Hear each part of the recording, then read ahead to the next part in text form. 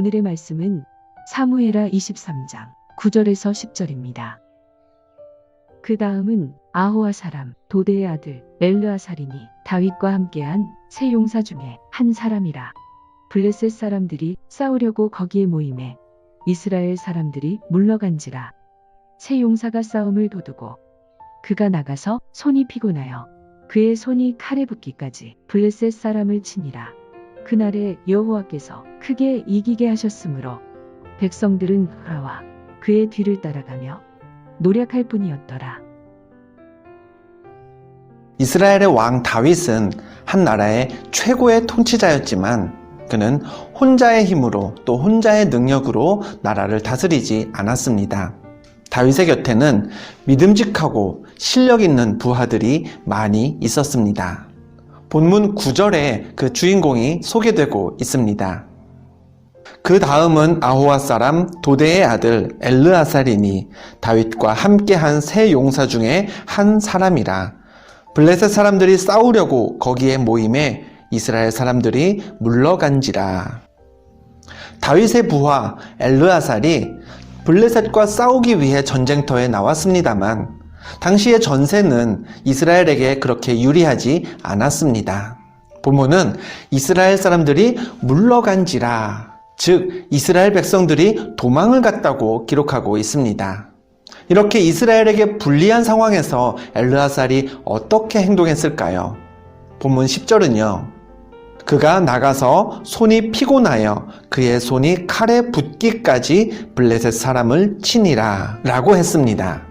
엘르아살은 손이 피곤하도록 싸웠습니다. 칼을 손에 쥐고 있는 엘르아살이 얼마나 열심히 싸웠던지 손이 칼에 붙기까지, 지쳐서 칼을 더 이상 휘두를 수 없을 때까지 엘르아살은 그렇게 열심히 싸웠습니다. 그럼 그 결과가 어땠을까요? 그날에 여호와께서 크게 이기게 하셨으므로 백성들은 돌아와 그의 뒤를 따라가며 노력할 뿐이었더라. 전쟁 전에 이스라엘 백성들은 이미 도망가 있었습니다. 그런데 엘르아살이 혼자서 피곤할 때까지 칼을 놓지 않고 싸워서 이기자 뒤늦게 돌아와서는 적들이 두고 간 전리품들을 챙겼습니다. 고생은 엘르아살이 하고 이득은 백성들이 챙긴 셈이죠. 엘르아살은 하나님의 자녀로서 여호와 하나님의 이름으로 싸움터에 나갔습니다. 하나님을 모르는 이방인 블레셋과 맞붙었죠. 그 얘기인즉 엘르아살은 분명히 하나님의 일에 나섰습니다. 그러면 하나님의 일을 하는 엘르아살이 기운이 줄곧 넘쳐났나요? 아주 신이 나서 적군을 편안하게 물리치면서 전쟁에서 여유롭게 승리를 거두었습니까? 아닙니다. 하나님의 일을 하는 엘르아살도 피곤했다고 성경이 기록하고 있습니다. 그는 손이 칼에 붙을 때까지 싸워야 했습니다.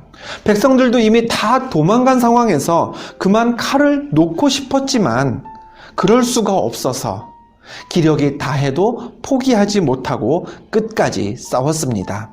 이스라엘이 얻은 승리는 엘르아살이 그렇게 끝까지 간신히 싸워서 얻은 귀한 승리였습니다. 우리도요, 마찬가지입니다. 하나님의 일을 해도 피곤할 수 있습니다. 하나님의 일을 한다고 해서요, 마냥 즐겁고 신이 나는 게 아닙니다. 골치도 아프고요, 몸도 피곤하고요. 심지어 사람들은 다 어디 가고 사라지고 없는데 나 혼자 남은 일을 다 해야 해서 그래서 하기 싫어질 때도 있습니다. 그럴 때 많은 분들이 하나님의 일을 하면서도 생각은 하나님 기준으로 하질 않습니다. 내 기준으로 판단하죠. 내가 피곤하면 일을 그만둡니다. 내가 외로우면 하나님의 일에서도 손을 뗍니다. 내가 못하겠으면 안 하고 말죠. 그럼 생각해 보겠습니다. 우리가 하나님의 일을 할 때 나에게 기운이 있을 때에는 하고 내가 피곤해지면 그만두어 버리게 된다면 그 일을 정말 하나님의 일이라고 할 수 있을까요? 아니면 그저 내 일이 되고 말까요? 내 기준으로, 내 컨디션에 따라서, 내 상황 때문에 일을 하고 말고가 정해진다면 그건 하나님의 일이라고 할 수 없습니다. 어디까지나 내 일이 되고 마는 거죠. 엘르아살이라고 전쟁에 나서고 싶어서 나섰던 것은 아니었을 겁니다.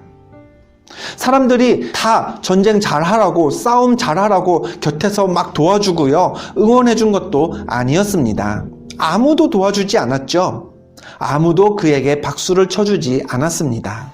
그러나 엘르아살은요, 하나님의 이름으로 싸우는 전쟁이었기에 멈추지 않았습니다.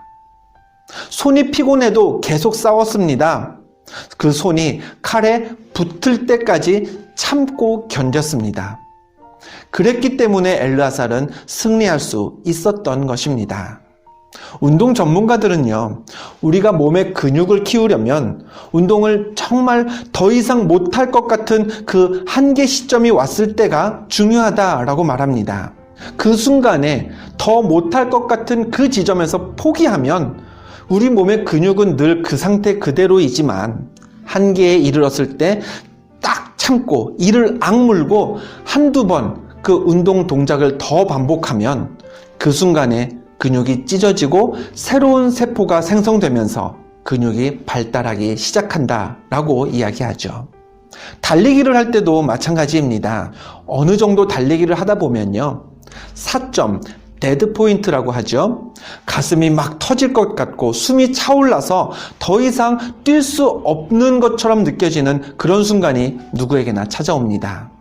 그러나 그 4점에서 멈추지 않고요, 좀 더 달리면 몸이 다시 편안해지면서 운동을 계속할 의욕이 생기고 이전의 그 고통도 사라지는 이른바 세컨드 윈드라는 단계에 접어들게 됩니다. 개인의 심폐기능이나 운동 능력이 향상되는 것도요, 그렇게 4점을 넘어서는 순간부터라고 하죠. 하나님의 일을 하는 것, 세상 어느 일과 마찬가지로요, 힘이 듭니다. 고되죠. 피곤하기도 합니다. 그러나 내가 힘들고 피곤할 때 일을 멈추게 되면 거기에는 내가 얻을 승리도 또 하나님께 돌려드릴 영광도 아무것도 남지 않습니다. 하나님의 일이라면 엘르아살처럼 하나님이 수고했다라고 하실 때까지 끝까지 하는 성도가 되어야 합니다.